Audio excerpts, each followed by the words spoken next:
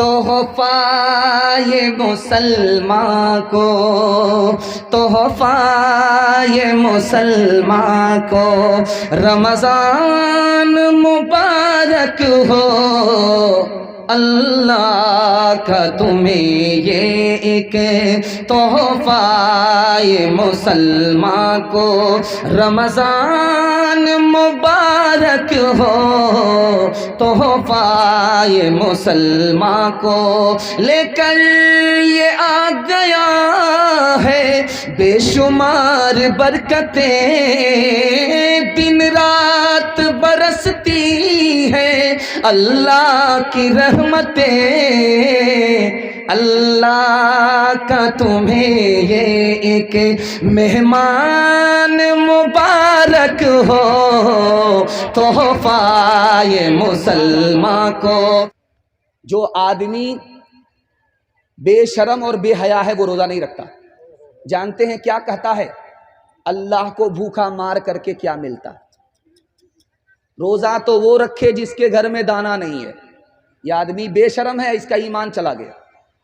جانتے ہیں روزہ کون نہیں رکھتا؟ جو ہمت ہار کر کے بیٹھ گیا، 15 گھنٹے کا روزہ ہوگا میرے باپ سے نہیں ہوگا۔ اگر روزہ رکھنا مشکل کام ہے تو بتائیے انصاف سے 7 سال کا بچہ کیسے روزہ رکھ لیتا؟ 7 سال کی بچی روزہ کیسے رکھ لیتی ہے؟ مطلب صاف ہے، ہمت کرے تو روزہ رکھنا بچے کے لیے بھی آسان۔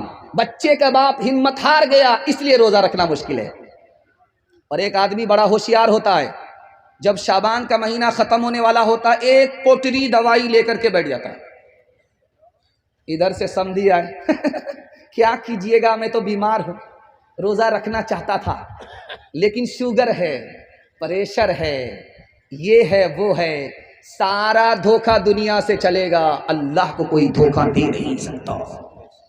ایک آدمی تھا، بیوی بال بچے سے کہتا تھا میں روزے سے ہوں، پھلوری بنا لو، پکوڑی بنا لو، یہ بنا لو، وہ بنا لو۔ اب بیوی حیرت میں ہے کہ فرمائش کتنی کر رہا ہے، روزہ رکھتا بھی ہے کہ نہیں؟ تو گھوٹالا کرتا تھا، گھر والے کو بتاتا کہ میں روزے سے ہوں لیکن روزہ رکھتا نہیں تھا۔ جب اس کو بھوک لگتی تھی، پیاس لگتی تھی، لنگی لے کر کے دریا میں جاتا تھا، ڈبکی مارتا تھا، منہ کھول کر کے جی بھر کے پانی پی لیتا تھا، اوپر آ کر کے دسترخوان پر بیٹھ جاتا تھا، فرمائشی پکوڑی کھا رہا ہے، فرمائشی پوڑی کھا رہا ہے، 99 دن چور کے 1 دن کوتوال کا۔ جیسے ہی بھوک لگی، پیاس لگی، دریا میں آ کر کے ڈبکی ماری، منہ کھولا، ٹنگڑو مچھلی منہ میں گھس گئی، ایک کانٹا اوپر، دوسرا کانٹا نیچے، منہ با دیا۔ اب ڈاکٹر کے پاس جب لایا گیا تو ڈاکٹر بھی سر پکڑ کر کے بیٹھ گیا، بھائی کچی مچھلی منہ میں، کانٹا اوپر کانٹا نیچے، بات کیا ہے؟ تب سمجھ میں آیا کہ اوپر سے پھیٹ پھاٹ تھا، نیچے سے مقامہ گھاٹ تھا۔ اور ایک تماشا دکھانے کے لیے جا رہا ہوں، آپ کو سن کر کے بڑی حیرت ہوگی۔ ایک آدمی 24 گھنٹہ عبادت میں رہتا ہے رمضان کے مہینے میں۔ وہ کون آدمی ہے جانتے ہیں آپ؟ روزہ رکھنے والا؟ ایسا نہیں، جو اعتکاف میں بیٹھا ہوا ہے وہ 24 گھنٹہ عبادت میں رہتا ہے، سوئے گا پھر بھی عبادت میں، کھانا کھائے گا پھر بھی عبادت میں، یہاں تک کہ پیشاب کے لیے جائے، پخانے کے لیے جائے تب بھی عبادت میں لکھا جاتا۔ لیکن جانتے ہیں اس اعتکاف کے لیے جوان کو فرصت نہیں ہے۔ جو سب سے ریٹائر بوڑھا ہوگا محلے میں، جو رات بھر بیڑی پھونکتے پھونکتے حکے کا بہانہ دل کا دھواں نکالتا رہتا ہے، اسی کو کرایہ کر کے بورو کر کے لایا جاتا ہے، بٹھایا جاتا ہے، آپ بیٹھ جائیے، آپ کے پاس دنیا بھر کا ٹائم ہے۔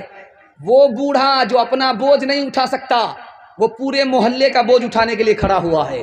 مسلمانوں نے اعتکاف کا جنازہ اٹھا دیا، اعتکاف کا تماشا کر دیا، اس لیے رمضان ملنے کے بعد بھی حالت نہیں بدلتی ہے۔ تیسری بات بتانے کے لیے جا رہا ہوں، رمضان میں تراویح کتنے دن میں ہوئی؟ 10 دن میں۔ رمضان میں تراویح کتنے دن میں ہوئی؟ 15 دن میں۔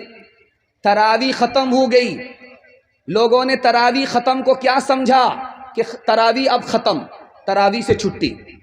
تراویح کے ختم ہونے کا مطلب تھا کہ قرآن ختم ہوا، قرآن مکمل ہوا، یہ مطلب تھا۔ تراویح تو چاند سے شروع ہوتی ہے، چاند پر ختم ہوتی ہے۔